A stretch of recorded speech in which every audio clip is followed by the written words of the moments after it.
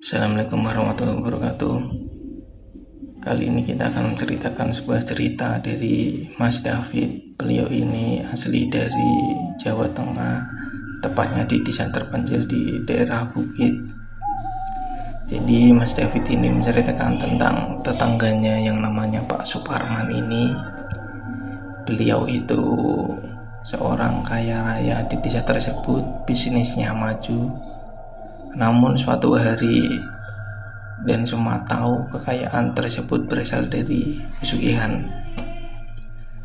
Pak Suparman ini mempunyai bisnis pecel lele yang ada di Jakarta. Cabangnya juga banyak, cabangnya ada di Pekalongan, di Demak, di Batang pun juga ada. Dan Pak Suparman ini mempunyai banyak rumah, dan salah satunya mempunyai rumah di daerah tersebut, di daerahnya Mas David, rumah tua. Jadi Pak Suparman ini setiap pulang ke desa tersebut, ke rumah tua itu biasanya 3 bulan sekali, entah 5 bulan sekali. Setiap pulang pun Pak Suparman menginap di rumah itu sampai 3 hari maupun 5 hari. Jadi warga nggak berani lewat tersebut, bahkan menceritakan rumah tersebut tidak berani. Takutnya ada kejadian yang pernah terjadi.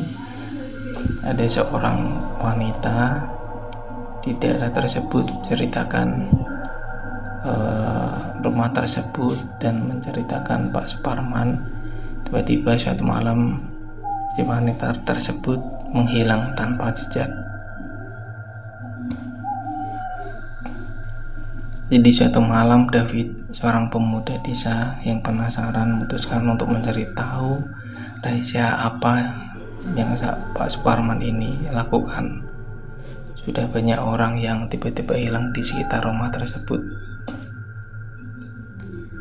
Dengan hati-hati ia mengintip dari jendela tua yang berdebu. Di dalam terlihat Pak Suparman duduk di depan sesajen, kepala kerbau, kembang 7 rupa, dan sebuah cermin besar yang tampak berkilau meskipun tak ada cahaya. Lalu terdengar suara, bukan suaranya Pak Suparman, tapi suara orang lain. Suaranya itu dalam dan menyeramkan. Waktumu sudah hampir habis, Suparman. Sudah 7 hari sejak tumbal berakhir. Aku lapar. Aku butuh nyawamu. Pak Suparman terlihat ketakutan dengan suara bergetar. Pak Suparman berkata, "Beri aku waktu. Aku akan mencari tumbal baru malam ini juga." David yang menyaksikan dari luar menahan nafas, namun langkah kakinya tak sengaja menginjak ranting. Pak Suparman menoleh tajam. "Siapa di sana?" David langsung lari, tapi sesuatu yang tak terlihat membekapnya tubuhnya terasa berat, seperti ada tangan dingin yang mencengkam kakinya. Dalam hitungan detik, ia sudah ada di dalam rumah itu, duduk di depan Pak Suparman.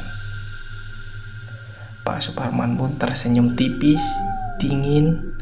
"Kau penasaran kan? Sekarang kau akan menjadi bagian dari rahasia ini." Cermin di dalam David bergetar hebat. Di dalamnya sesosok makhluk berwajah mengerikan muncul. Matanya hitam legam, kulitnya bersisik, dan giginya tajam seperti belati. Makhluk tersebut menyeringai, mendesih. "Nyawanya cukup, kali ini aku akan menerima." Pak Suparman mengenus belati hitam dari balik jubahnya. David berusaha melawan, tapi tubuhnya tak bisa digerakkan, seperti lumpuh. Namun sebelum Pak Suparman sempat menusuk belatinya, terdengar suara lain dari cermin tersebut. Di dalam cermin muncul sosok lain, sosok seorang wanita. Wajahnya pucat, matanya kosong, dan David mengenali wanita itu. Itu adalah Sari, sangat satu warga desa yang hilang beberapa bulan yang lalu. Sari menatap Pak Suparman dengan penuh kebencian. Sari menggema penuh dendam. Kau pikir kau bisa terus lari dari bayangan dosa, Suparman? Pak Suparman pun berteriak ketakutan. Makhluk dalam cermin berisi marah. Janji harus ditepati. Jika tidak akan kutumbal, kau yang harus aku ambil. Pak Suparman menjerit, tubuhnya terseret ke dalam cermin, tangannya mencakar lantai, matanya melalap penuh ketakutan. Cermin itu jatuh, dan tiba-tiba Pak Suparman tertusuk cermin tersebut, dan akhirnya Pak Suparman meninggal di saat itu juga. David terduduk lemas, ia masih tak percaya apa yang baru yang terjadi. Cermin itu kini hanya memantulkan bayangan kosong. Tak ada lagi makhluk menyeramkan, tak ada lagi Pak Suparman. Dan akhirnya Pak Suparman dikuburkan selayaknya mayat, dan si David pun melangkah keluar meninggalkan rumah terkutuk itu. Keesokan harinya warga desa menemukan rumah itu kosong, seakan tak pernah dihuni selama bertahun-tahun. Tak ada jejak Pak Suparman. Namun suatu hal yang membuat bulu kudung merinding. Di dalam pecahan cermin tersebut sama-sama terlihat mata Pak Suparman menatap dan menunggu mencari korban berikutnya.